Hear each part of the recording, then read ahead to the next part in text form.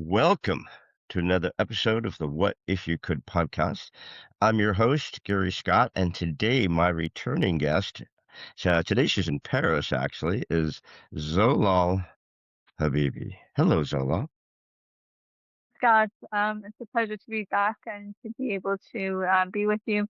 And I'd like to greet everyone who's tuning into the podcast today. Well, I know you're running, doing 100 different things a day right now because it's crazy over there. So, real quick, I'll refresh everybody's memories and then we'll jump in here. So, everybody, Zolal as a human rights activist and a prominent voice for justice, democracy, and women's rights in Iran, she serves on the Foreign Affairs Committee of the National Council of Resistance of Iran, where she advocates globally for a free and secular and democratic Iran. And boy, has that changed since the last time we talked, hasn't it? Things have really changed and we've entered a new phase and a very critical one, and a historic one, I think. So, yeah, it has changed dramatically since February. I mean, it's only been a month, but a lot has changed. Things can change quick around here. Are you in contact with folks in Iran? I mean, I'm sure you are, you have people in Iran, but I mean, what's going on? We don't get news in America. We just get, one side will put their news and the other side will put their news. So we don't get news. So what is going on in Iran right now? Well, today marks day 11 of the war. From the reports that we had last night was um, the largest bombings on Tehran that we've seen in the last 11 days. Unfortunately, the situation is very critical and dire for the people inside of Iran.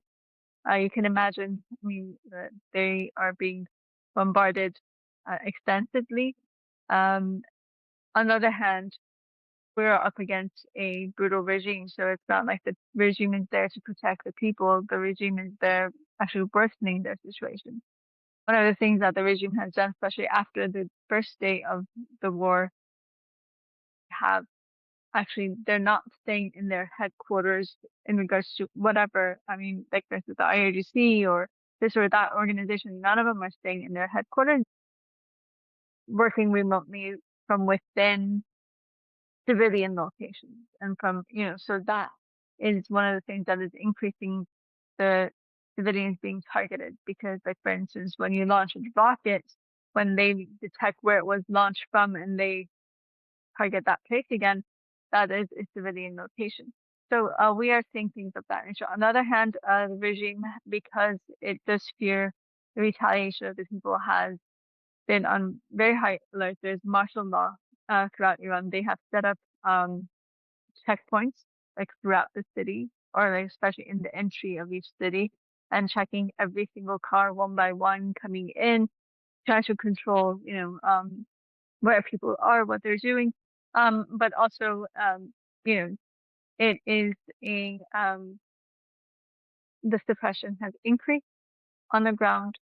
Anyone who I mean, the Iranian regime always strives on these type of circumstances because it gives them free hand to do whatever they want. So right now, anyone who um, is walking in the streets, they can easily be, you know, um, targeted and said that you are acting against the state or you are trying to help the enemy or this or that, and so have to be arrested. So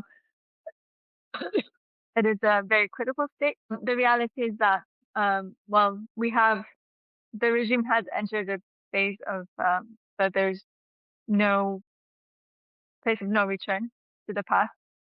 Considering that Khamenei has been eliminated, some of the heads of the regime have been eliminated, and the regime is trying to, keep itself afloat now. But I think the one thing that has been shown is the fact that, as the Iranian resistance has stated, not from just today, but over 2 decades, the solution to Iran is neither war nor appeasement. And that is something that I think the world is now realizing and they're seeing because appeasement is what led to a war. And the war is not going to bring democracy. We see that right now. I mean, from day one, I think, I don't know if we mentioned it in this podcast. We probably didn't because it was a bit earlier, but um, why did we always say that war is not the solution, aside from like from an ethical perspective or principle? But in reality, even if you just understand the understand Iran, you would know that that can't be a solution to Iran, even from a military perspective, looking at it, because like a scenario like Venezuela is not going to work in Iran. That is something that we've always known, but the world is now seeing. You remove Khamenei, the system is still intact. That apparatus that they have is still intact. So that's not going anywhere, and that's still staying. And so it's not going to bring the downfall of the regime the same way that when Khomeini died, Khomeini was brought in. So now, this time around, when Khomeini died, his son has been now announced as his successor. Um, that in itself is a new dilemma for the regime, because a regime that came to replace monarchy and, you know, having hereditary lineage has now turned to that themselves. So it just shows that the regime has hit dead end at the end of the day. But and it is a new phase for the regime that they are probably going to try to maneuver as much as they can on that.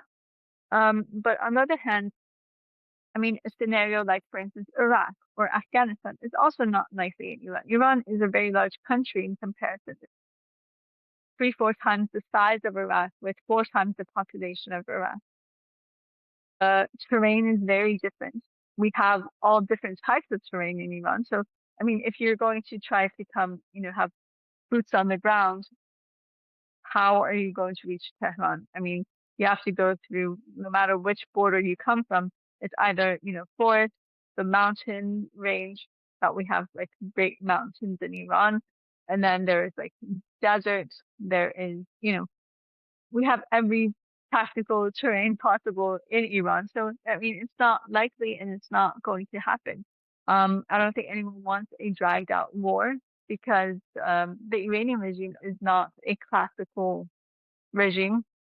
We've seen that, like, from day two, they started attacking neighboring countries, and even going as far as attacking, launching missiles to um, Cyprus, which is in European soil, or even Turkey now.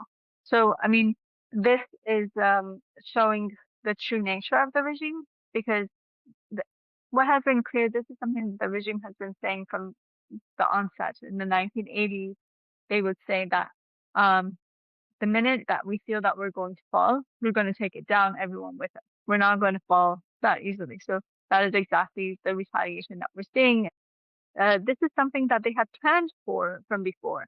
And now it has been made clear that there's a directive given by Khomeini himself before all of this, that in case of a war, in case that, especially after the experience that they had with the 12-day war, in case, the heads of the IRGC or others, or, high officials of the regime are killed, they have given this directive to the IRGC that you can fire at will to whoever you want. So, and that is what we are seeing. So we are up against the number one state sponsor of international terrorism, and they know what they're doing. They know they have their constitution, this and that. So it's going to be much more complex than a classical, war, or what we have experienced in other countries. So I think that's Well, something to take consideration. Um, so you're Miriam Rajavi. Am I saying that right? Miriam Rajavi?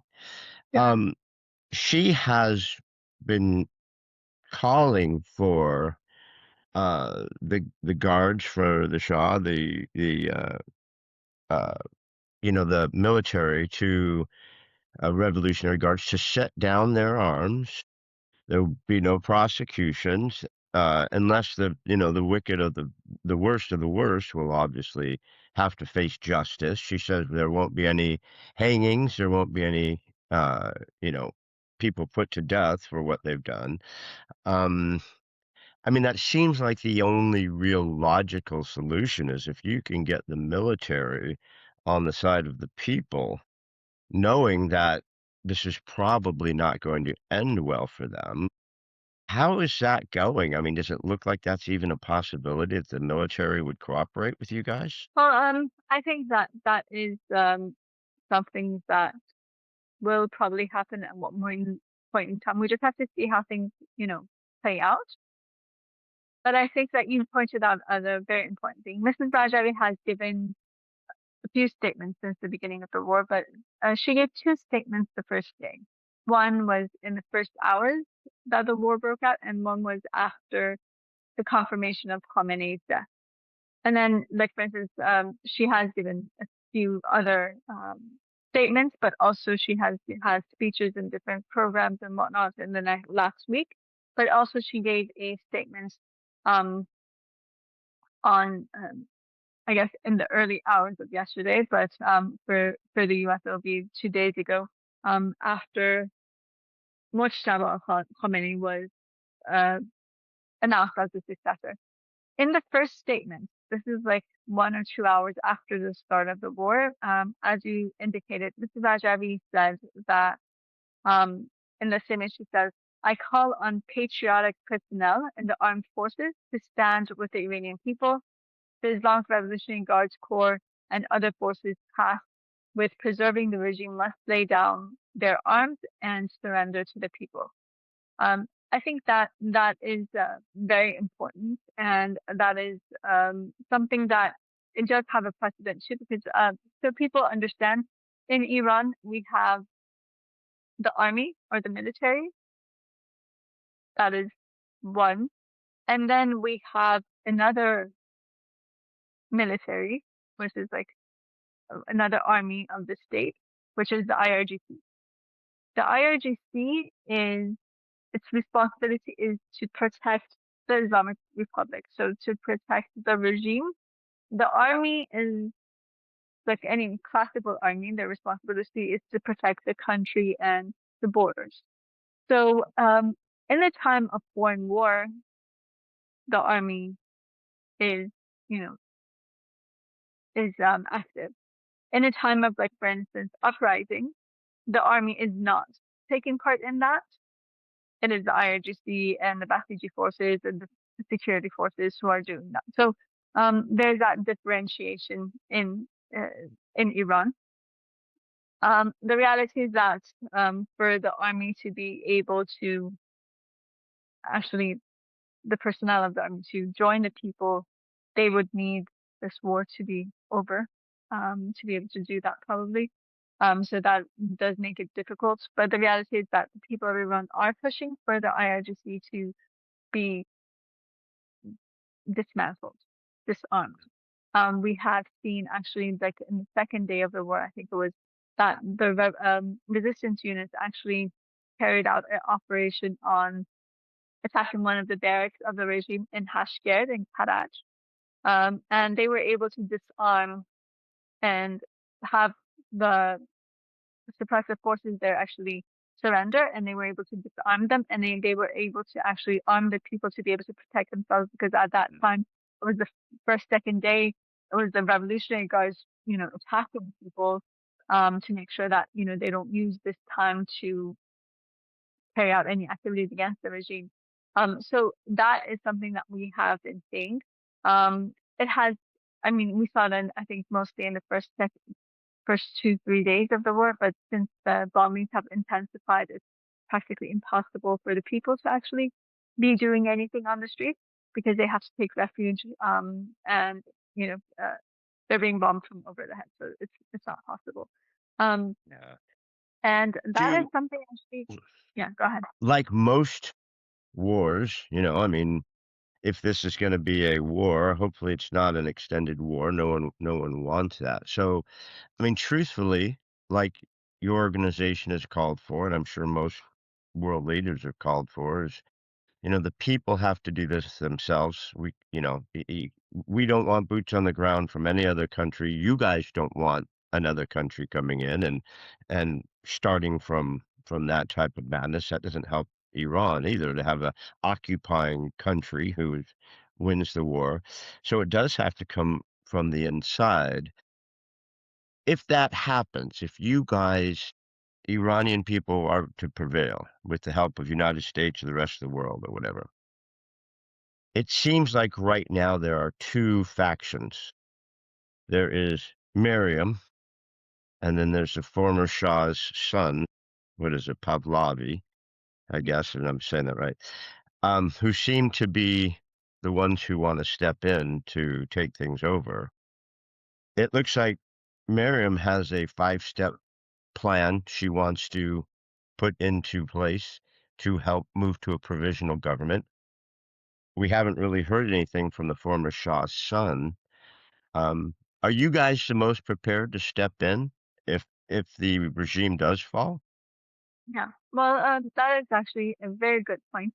Because I understand that this is something that is being addressed in a lot of the media, and it is being there are different types sides putting spins on the situation too. So, to give a breakdown of it, the reality is that the National Council of Resistance of Iran was formed in 1981. By 1981, it was actually set forth because they realized that this regime is not going to fall on itself, on its own. It's not reformable. You can't really change it because of the nature and the ideology behind it. Um, till the day that you have a supreme leader, you're not going to have a democratic system. And so it was formed in July 1981. The plan for the interim government for the after the overthrow of the regime has been put together since October 1981. So the reality is that since 1981, this issue has been worked on daily basis without one day of rest, one day of, you know, um, changing your position, and saying, oh, maybe this regime is reformable, or maybe there's another way to do this. So it has been constantly worked on. And the other thing is that it has withstood the test of time. And I think that is very important because the NCRI is not just one organization. And I mean, it is an organization, but I mean, the members of the NCRI, they come from all different walks of life, from different, you know, political leniencies, beliefs, people from different ethnicities, different religions, different political ideas or ideals. And they've all been able to work together throughout these 4 decades, despite all the, turbulences and everything that they've been through. And I think that's a really important point. And the thing is that the people of Iran have learned to be able to trust them because of that consistency. Because they have seen that these people are not ones to change their values or principles based on what's popular, or they're not, as Iranians say, they don't belong to the party of the wind. They don't change direction with the wind. But Reza Pahlavi does. And that is the thing. And the fact that they have been able to create this umbrella and be welcoming to others. The National Council of Resistance of Iran, because it always has believed in the importance of unity and solidarity. Back actually 22 years ago now, they announced the National Solidarity Front. So there they said, okay, you might not agree with everything that the NCRI has ratified in their plans and whatever. That's fine. If you agree that there should be separation of religion and state, and there needs to be a republic, and that this regime has to go in its entirety. Those are only 3 guidelines. If you agree to that, we're willing to create like a national solidarity front. We're even willing to accommodate you for you to be able to come and continue to fight against this regime. So they've actually extended their hands in unity to all Iranians for decades and said, because we need that solidarity, we need that unified front to be able to fight this regime, because they understand the complexity of the fight against this regime. And fortunately, now we are seeing that coming together. Like, for instance, in the demonstration that we were in Berlin for, that when we at last spoke, there were people from uh, over a dozen different political organizations that joined in that demonstration, um, that was being organized by the National Council of Resistance of Iran. With one message, I think what that unifying message right now is their opposition to all forms of tyranny, be it the Shah or the mullahs. And I think that is turned into a unifying message for Iranians right now. And so I think that, as you also indicated, the 10-point plan set forth by Mrs. Bajabi right now on the 28th, February 28th, Mrs. Bajabi announced that the provisional government for the transfer of sovereignty to the people of Iran based on the 10-point plan. So if that force is there, that viable alternative exists, and it's ready to step in and take that responsibility. And the minutes that it is on Iranian soil in Iranian territory, 6 months later, there will be elections for the assembly, which will be then responsible to create the new constitution, and the interim government job will be done. So that new assembly will actually govern the country and simultaneously create the new constitution, which will then be, elections. I mean, first it will be put to vote by the people, and then there will be free elections in Iran based on the new constitution and the new republic that is formed. And I think that That will that not seems like be a different move than the Shah. I mean, I would imagine the former Shah's son, Pahlavi, or Pavlov, if I'm saying that correctly, because it would be going back to a monarchy, it would seem. I mean, if he just kind of stepped in and became the new Shah or whatever. But he seems to be really popular. Is it because people have these memories of maybe when Iran was prosperous and is in the 60s and 70s and things like that, that maybe he can bring that back because just because of past memories? Or why does he seem to be popular even though he almost has no systems in place, no stance, no, he really doesn't seem to have anything as far as like what you guys have put together. exact.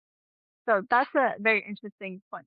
Um, in this regard, like, for instance, Reza Pahlavi, he has been in exile for 47 years, but he has never been able to even form an organization that lasts for 6 months. And so he has no organizational structure. Um, you know, so how are you going to run the country if you don't have any organization? So it's going to be a one-man rule. And for someone who hasn't worked a day in his life, I don't know what kind of experience he has to be able to run that. He has not worked a single day in his life, and he doesn't have anything under, his belt to be able to, work, depend on that. Um, but this year, actually, but he does have one thing. He has already, I don't know if you've seen the two interviews that he has done last week. I think it was on Fox and Friends, and then with Lara Trump, actually, 3 days ago. And he is already giving, giving promises of, assets and revenue to the U.S. Like, for instance, in Fox and Friends, he said, I can, you know, we promised like $1 billion revenue to the U.S. in the first year, if I come to power. And then with Lara Trump, he says, $1 trillion in revenue in the first decade. And I'm like, and I'm thinking here, like, from where are you going to get that, and how are you going to, give that to the U.S.? And because he's specifically saying to the U.S. And I was like, you are, is this like some kind of a ransom, paying off already to try to come into power? But that is exactly what the people of Iran, this is exactly why the people of Iran revolted against the Shah. And so that is there. I mean, the reason he became active, if you look in the last 2 years, he's become active all of a sudden. He went to Israel on a trip, and then after that, he's become active. He is being supported by a faction there, and they're doing a lot of, I think, the legwork, and that's why you're seeing so much, support and whatever, because it's really a lot of it is manipulated. And I don't think he has the ability to manipulate that way, but it is being done. And the Iranian regime has actually, the Iranian regime is very complex, but over the years, they have a very strong cyber army that is popping up, like the Pahlavi, because when people come face to face with that in face of the regime, and they're like, so what's the difference? So maybe we should just stick to the regime. And it creates so much division among the Iranians themselves that it feeds or it helps the regime stay in power to some extent. And so we are seeing that, and we are seeing also a lot of manipulation. Like for instance, they had demonstrations in February. On February 14th, they called for a day of action on Iran, which the call to action was attack Iran. I mean, I'm sorry, no matter how much you hate a regime, you don't ask other governments to attack your country, military, because you have to understand there are civilian people who are going to be killed, structures that are going to be destroyed. It's a war. It's not a game. It's not a TV show. It's actual war. But anyways, so they said we were able to gather 250,000 people in Munich, 350,000 in Toronto, and 350,000 in LA. And then they were 50 short, so they said 50,000 also in London. What were the actual numbers? Practically in every location, it was multiplied by 10, the actual numbers. Like for instance, if you look at one of the things is that the one in Munich that he personally attended himself, it is where the Oktoberfest is usually held. And that field there's a 24-hour video online of that place, so you could see it all live throughout the day, always. And when you looked at that live footage, this field holds about up to 400,000 people if it's really packed, or about 300,000. Normally it has space for. They have, if you look at the video, they have 1/8 of this area covered, and it's not like extremely packed. But it's 1/8 of the whole area, and they have presented that 1/8 as 250,000. And so everyone was like, how on earth, how do you have the audacity to first of all call? I mean, it was a large crowd. I'm not denying that it was a large crowd, but it wasn't 250,000. That's 40,000. And so actually people started digging into it, like how was this number reached? And then they realized that there's the police, the Munich police had said we don't have any ways of counting, like head counting everyone.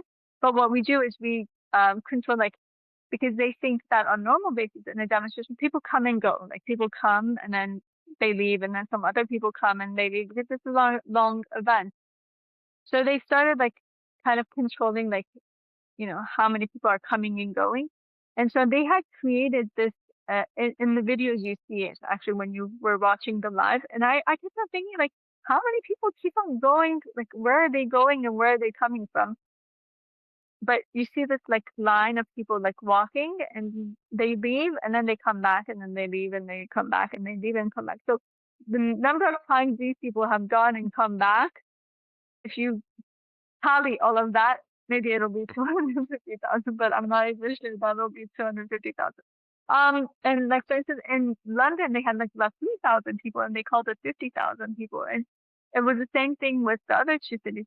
So why we kept on wondering, like, why manipulate the numbers? I mean, why don't you just stick with the actual numbers? I They mean, they want to they want to they want to they show that wanted they to have more say 1 support. million.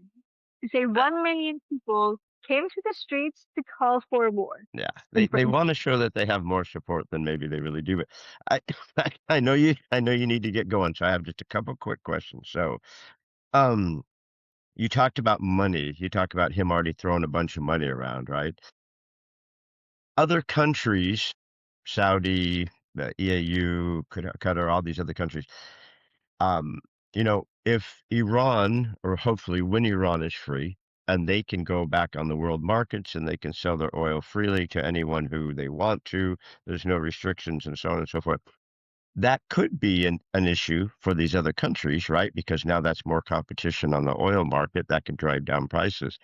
Um, are you getting help from other countries? Are other countries now joining in this fight to help get rid of the mullahs, or are the other countries saying it's not our problem, just don't throw missiles at us? What's happening with other countries around you? I think from our perspective, what we're seeing is you have to understand. Unfortunately, they're at arm's length with the Iranian regime, and so one, the regime is at arm's length, and so they are the target. So I think most of these countries, I don't think they're thinking about, necessarily their financial state, but the fact that, they don't want to be targeted by them. They're afraid of Iran's retaliation. The Iranian regime has already been, I mean, UAE stated that they were, you know, attacked by over like 100 missiles, like practically in the first day of the attack. I mean, it's a very large amount, and these are small countries, or like for instance, Aramco was targeted, which is like, the lifeline of for Saudi.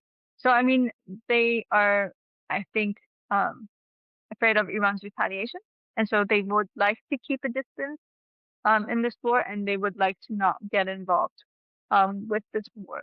And I think, I mean, that is understandable with their situation.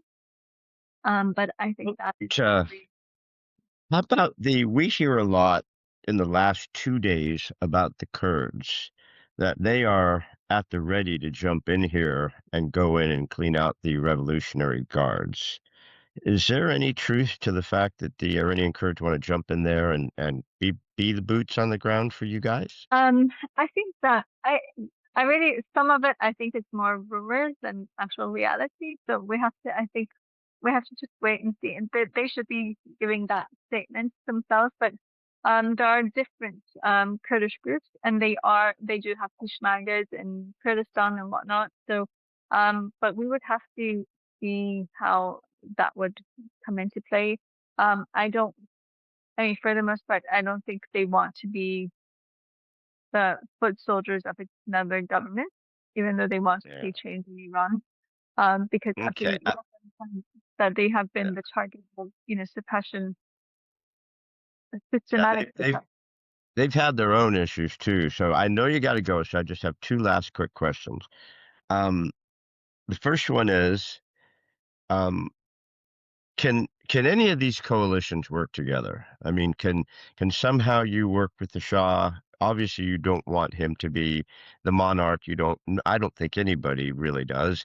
I don't think anyone wants to go back to the monarchy. I think you'd rather have a democratic republic, like you have talked about. So, is there any way that some coalitions can work together just to get rid of this current regime and help save the Iranian people from this craziness anymore?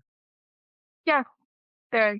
But as I said, I addressed it actually beforehand. But um, the line that we're drawing in solidarity in creating that, unified front is being opposed to any form of tyranny, be it the Shah or the Mullah, and standing for a secular democratic republic.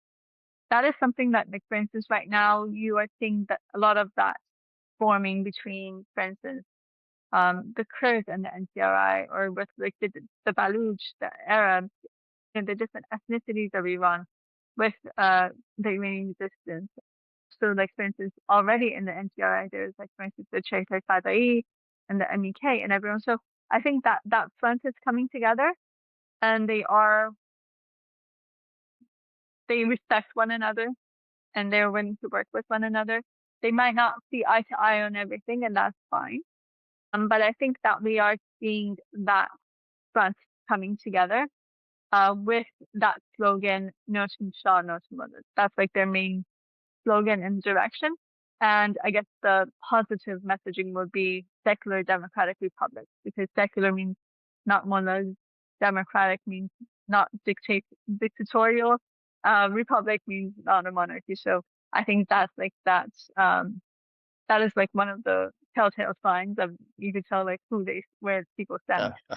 Um, and I also wanted to point out in regards to Reza Pahlavi, he has given a roadmap. He calls it like a plan for um after the overthrow of the Shah and the mullahs. He gave this first in July of this summer. I mean, after 47 years, something came out. It's 176 pages, but I think it was better if he hadn't given it, because it actually revealed a lot more about him and where he stands and what his position is. He calls for the revival of the Sama and the Eternal Guard, which, so IRGC will still exist, just the name changes from IRGC to Eternal Guards again. And he calls for the system that he is calling for is even worse than his father's, because even in his father's system, there were some kind of checks and balances between his father and the prime minister, like, for instance, not everything was directly linked to him exactly. But in this plan, it said the provisional leader, he doesn't use the term king, because he's trying to play that card of being, okay, I could just be like a leader and not a king, and then people can decide and whatever, to try to gain some of those who are against monarchies to come and support him. Just for the provisional time, I will be leading. And but the system is like, it's him. He appoints everyone else, and then they all respond back to him, and he can extend this unlimited for whatever number of years if needed. So the plan goes that way. And so it's just like a blueprint for a dictatorship. And yeah, I think that once I that don't came I into don't think I don't think fruition. that that's what you guys want to go back to as a dictatorship. And I know you got to run. You're doing 1,000 things at one time because I know you're so busy. So last question, I promise, is my last question. Um, in your guys' opinion, and I know there's so much going on, it changes by the minute, but how does this end? How do you feel um that this ends? Does this get done finally? Do the people get their country back from the mullahs, or do they somehow pull a rabbit out of a hat, throw money around, do whatever, and stay in power? How do you think this ends? I think that inevitably this regime is going to be overthrown, and it's going to be by the people, everyone, because with bombing, it's not going to remove the system, the entirety of the system. The system has to go, and it will be by the people, everyone. It's not going to be, you know, we understand it's not an easy task. Comes with a price, because this regime is very brutal. Um, it's going to be probably some parts it's uprising and protest, which is like the more, larger scale. One part is going to be armed resistance and armed struggle. And I think that, but what's important is that it will be led by the people of Iran. So it's not going to be bombing. It's not going to have civilian casualties. It's going to be targeting specific locations, specific, you know, that plans will be concentrate on the regime. We actually started seeing this form about 5 6 days before the war started. And unfortunately, it was cut short because of the war. The reality is that after the 40-day mourning period and everything was out, and the regime had, control over society during those times with martial law, but then they allowed universities to be held in person, like classes and people returning to campuses. And this was on Saturday, February 22nd, so 1 week before the start of the war. From that day, the minute students returned, the protests began in universities across Iran. on campuses across Iran. The next day, so actually on Monday, 5 days before the start of on Monday, so 2 days later, we saw 250 members of resistance units carried out a organized operation on the headquarters of Khamenei. And that, you know, was like a bomb going off in the Iranian society because everyone realized, like, first of all, it has so many different messages for the people and for the regime. For the people, it showed them, look, this was the most, and for the regime, this was the most secure location in all of the country. And at a time that the regime was on high alert because they were afraid of, a war starting, it was right during the negotiations, and they were still able to carry this operation out. And yes, unfortunately, 100 people were either killed or arrested during the operation, but the fact that they were able to carry out something like this on the headquarters of Khamenei's residence, that showed how weak the regime is, that it really does, it props itself up as being in power or in a position of strength, but that showed its weakness. And this was also something that was unprecedented for over 2 decades. You know, this was a organized movement, 250 people organizing, carrying out an operation. That has meaning in Iran. And the fact that the regime had to bring tanks into the streets and shut down all schools in the vicinity because they were afraid that those students would join in this movement. So that, I think that was maybe a glimpse of it, but this is something that's in the making, and I think that we are seeing that people are um, mobilizing to be able to take this fight to the next level. We also saw, like, for instance, in the Kurdish area of Iran, in the in Marivan, in Nahabad, and the second day of the war, we saw people, because they are armed. Iran's ethnicities, a lot of them are armed. Culturally, they have that, so they have weapons in their hands. They actually attacked two of the prisons in Nahabad and Mariban, and they were able to have some of the detainees from the protests released and some of the political prisoners released. And they were able to disarm the guards and everything. So that is something that was happening, but unfortunately everything was cut short because now that there's a war, more people can't come to the streets and they can't take those next steps. So what will be needed is this war needs to end for people to be able to take that next step and to be able to organize and to be able to fight back. And right now the regime, I mean, is in a very, very weak position. So I think that is very likely. I don't think that they can really bring out a rabbit out of the hat. They will try to, I mean, the policy of appeasement and, hostage diplomacy or terrorism diplomacy, whatever you want to call it, that the regime does have. They will try to use both. But I think that after Khamenei and the fact that they had to even choose the successor to be his son instead of actually having, like, the one thing that they were proud of and boasted about, that they're not the monarchy, they had to follow that same system. I think that the regime is in a much weaker state than we anticipated, and so I think that the fall of the regime will be soon. I love that. I love that. I know you got to go. So let's do this. Let's get the United States and the allies to just take this regime to their knees, weaken them as much as they can, and then get the heck out of there, and then stop outside intervention and let the Iranian people now go in and clean it up, take their country back, and bring it back. I'm old enough to remember when Iran was a free and beautiful country. I have many friends from Iran who came here after the 1979 revolution, and they tell me all about it, growing up there. It's an amazing country with an incredible history, done so much for civilization through thousands of years.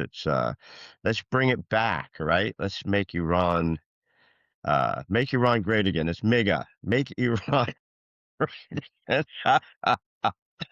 All right, my friend.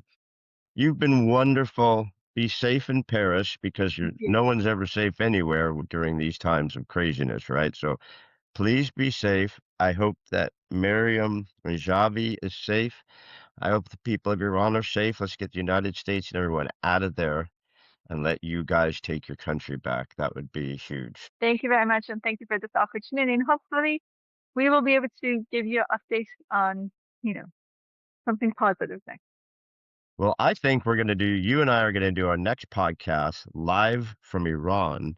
When it's a free country, I'm going to fly there. We're going to have dinner and do a podcast from Iran. That's what I want to do. That's fun. Definitely. All right, then. Thank you so much. Stay Thank you. safe, and I'll talk to you soon. Thank you. Thank Bye, you. everybody. See ya.